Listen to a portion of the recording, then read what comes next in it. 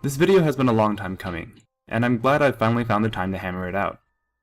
The element of generosity has long been disputed as being Rarity's trait, although with the recent episode Rarity Takes Manhattan, put aside such controversy for the most part. At this point in the show, and by extension the ridiculous fandom the show has acquired, I no longer think that I can entirely leave the influence of the fandom out of this closer look.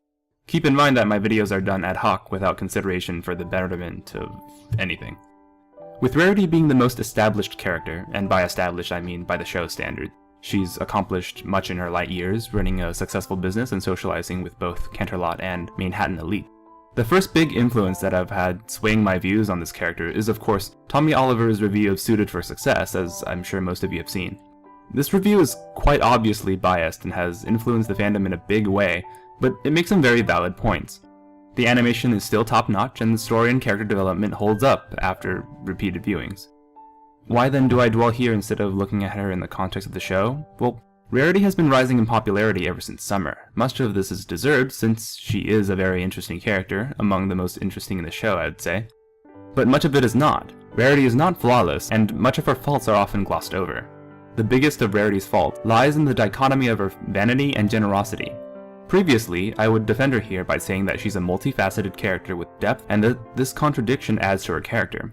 However, now I would say that her inner struggle with her vanity and generosity never came into question in the show. She very seldom has on-screen struggles with this. In addition to this, her inner conflict should have been written clearly and succinctly instead of being so vague, thereby inciting the original discussion of her two-faced self. Rarity encompasses many stereotypes common to the archetype: the drama queen, the seamstress, the wealthy girl, and even the artist. I would say here that because of this, Rarity is the writer's favorite character to write. Because of her status as an artist across multiple fields, she provides the ideal conduit for the writers to express social commentary, their own qualms and frustrations about being restricted in artistic freedom, and playing with her particular vocal range. Because of this favoritism, whether intentional or not, she would be the most fleshed out character. I hold this much at least to be true. She is the better written than even Twilight, the show's supposed protagonist. So is she deserving all of the recent hype she's getting? Maybe. But her faults deserve to be explored just as much as Pinky's, whose are commonly discussed. But let's get to the meat of the topic. Rarity's character under the microscope. Rarity Takes Manhattan seems to be the most recent interpretation of her character by the writers, so I'll focus on that. Although there are many episodes exploring Rarity in earlier seasons, I will acknowledge those in the back of my mind and focus here, because while they do hold merit, they are written when the writers were still testing the limits of where they could write Rarity, and that experimentation often leads to conflicting writers and confusing character traits. So, Rarity Takes Manhattan. Here we see her inner conflict come to the foreground, between her drive for success, admiration, social acknowledgement, and her element of generosity. Her generosity here is seen by the absurd amounts of money she throws at strangers, and her willingness to step across her bounds for her friends, by getting those tickets and later getting a private show. She gets herself in trouble by giving her fabric to the competition, but I seriously would not think that this is generosity.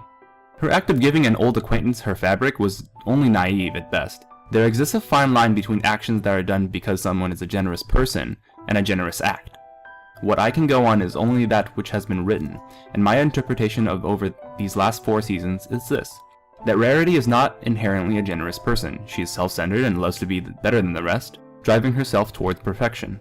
She often complains about menial labor and throws her beauty in other ponies' faces so that they could aspire to be what she is. But it is only in the face of such selfishness is true generosity shown. Say, for example, if Applejack were to give some pony in need an apple for free. Would this be generous? Perhaps, but it is well within her ability to do so, and she gives up next to nothing to do it. Would this be kind? At least more so than generous, as this gesture would probably be considered something kind Applejack has done for some pony. But Rarity is a different story. In observing her vain behavior, her actions of generosity really come through. It is in Rarity Takes Manhattan that this concept is most clearly illustrated, yet not without a bit of doubt. As I've said before, her naivety does come into question here. It all depends on how you choose to interpret her actions. Can Rarity be seen to be the most virtuous and complete character in the show? Sure. Can she be the most contradictory and flawed character? Doubly so. But the recent love of Rarity is getting to be overstepping her quality of character. Despite your preconceptions and favoritisms, try looking at her for what she is, whether it be contrived and confusing, or a true masterpiece of character building. As for me, I'll always be Team Rarity for better or for worse. What do you think about Rarity? What flaws do you see in her character? Her strengths? Let me know in the comments. Thanks for watching.